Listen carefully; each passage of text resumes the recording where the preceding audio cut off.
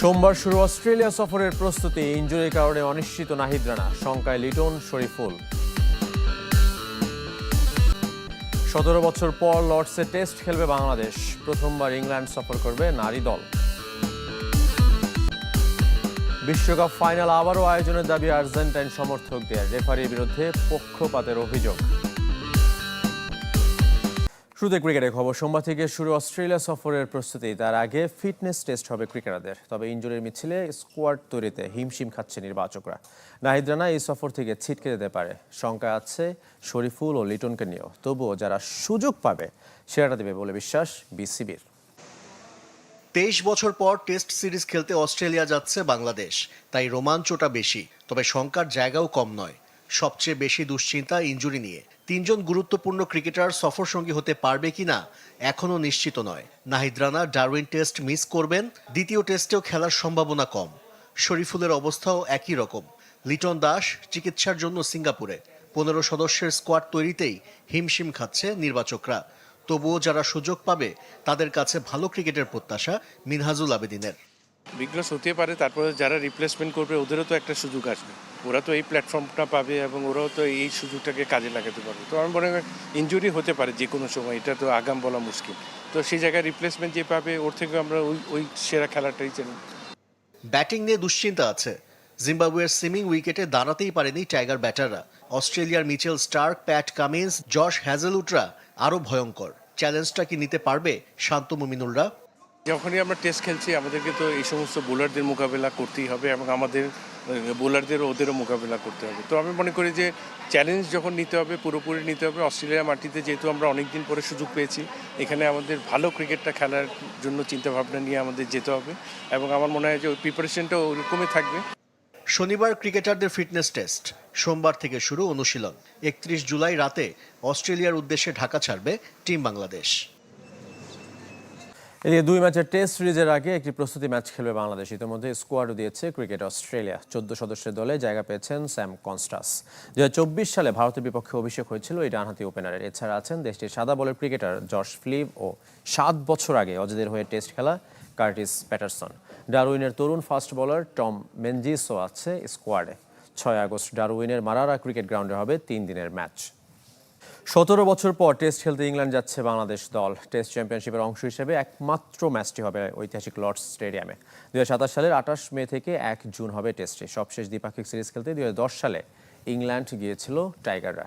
বৃহস্পতিবার 2027 সালের সূচি প্রকাশ করে ইংল্যান্ড ও ওয়েলস ক্রিকেট বোর্ড। এদিন টেস্ট চ্যাম্পিয়নশিপের ফাইনালও ঘোষণা করেছে ইসিবি। ওভালে হবে শিরোপা নিষ্পত্তির ম্যাচ।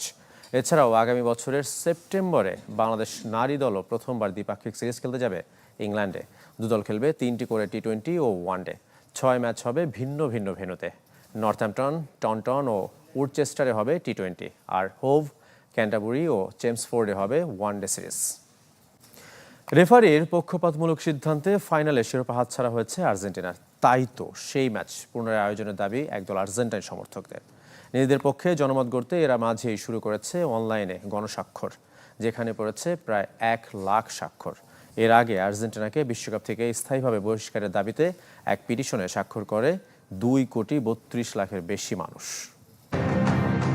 বিশ্বকাপ ফাইনালের নিষ্পত্তি মাঠে হলেও তার রেশ এখনও চলমান।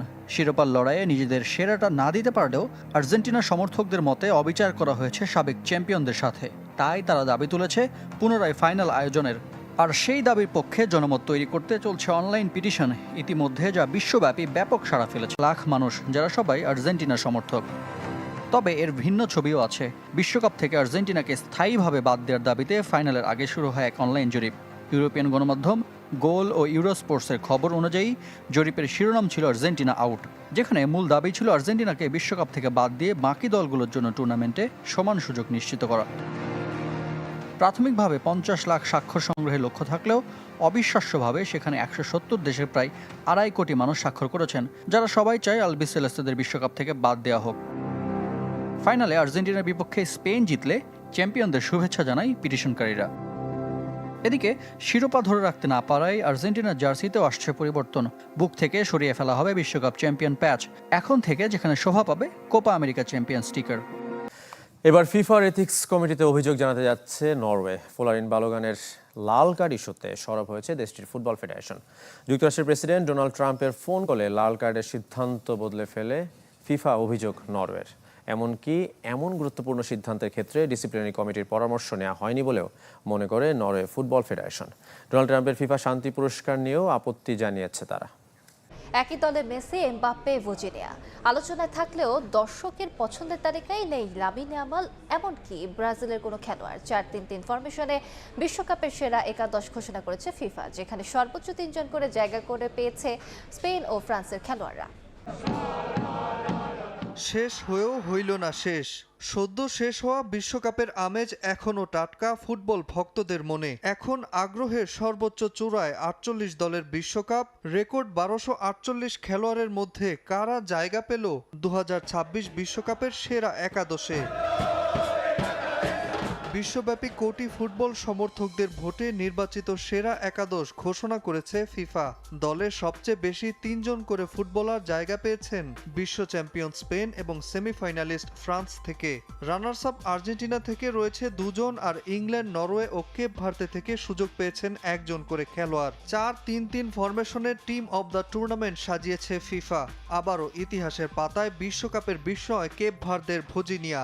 সমর্থকদের সর্বোচ্চ 39.6% ভোট পেয়ে ফিফা একাদশের গোলরক্ষক নির্বাচিত হয়েছেন তিনি।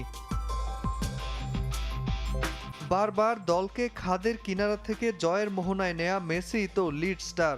এবারের বিশ্বকাপের সর্বোচ্চ 5 ম্যাচে সেরা খেলোয়াড়ও নির্বাচিত হয়েছিলেন LM10। তবে মেসির থেকেও বেশি ভোট পেয়েছে গোল্ডেন বুট জয়ী কিলিয়ান এমবাপ্পে, এমনকি Norwegian sensation Erling Haaland. 22.17% vote পাওয়া মেসির আক্রমণ সঙ্গী এই দুই ফরওয়ার্ড। রক্ষণ ভাগে রয়েছেন স্পেনের মার্ক কুকুরেয়া ও পেদ্রো পোরো। এই ডিফেন্ডার যুগলের দাপটে 7 ম্যাচ ক্লিন শিট ছিল স্পেনের। আছেন আরও 2 শক্তিশালী দেয়াল, আর্জেন্টিনার লিসান্দ্রো মার্টিনেস এবং ফ্রান্সের দায়ো উপামেকানো। মিডফিল্ডে জায়গা পেয়েছেন স্পেনের রদ্রি, ফ্রান্সের মাইকেল ওলিসে এবং ইংল্যান্ডের জুড বেলিংহাম। বিশ্বকাপের পর ট্রান্সফার মার্কেটে 900% দাম বাড়ল কেপ ভার্দে গোলরক্ষক ভজিনিয়ার। আগে তার বাজার মূল্য ছিল মাত্র $58,000, যা এখন বেড়ে $5,81,000। বিশ্বকাপের পরে এর চেয়ে বেশি দাম বাড়েনি আর কোনো ফুটবলারের। স্পেনের বিপক্ষে ম্যাচ দিয়ে শুরু তার বিশ্ব পরিচিতি। সেই ম্যাচে 7টি সেভ করেছিলেন 41 বছর বয়সী গোলরক্ষক। এরপর আর্জেন্টিনার বিপক্ষে শেষ 32-এর লড়াইয়ে নিজেকে নিয়ে গেছেন অনন্য উচ্চতায়, সেভ করেন 8টি। সামাজিক যোগাযোগ মাধ্যমেও ভজিনিয়ার জনপ্রিয়তা আকাশ ছোঁয়া। ইনস্টাগ্রামে তার অনুসারীর সংখ্যা 29.5 মিলিয়ন, যা যে কোনো গোলরক্ষকের চেয়ে বেশি। সবশেষ মৌসুমে পর্তুগালের 2য় বিভাগের দল সাভেসে ছিলেন। বর্তমানে তিনি ক্লাবহীন। ইতোমধ্যে লাতিন আমেরিকার বেশ কয়েকটি ক্লাব তাকে দলে ভেড়াতে আগ্রহ দেখিয়েছে। 17 বছর পর ইংল্যান্ডের সাথে লর্ডসে টেস্ট খেলার আমন্ত্রণ পেল বাংলাদেশ।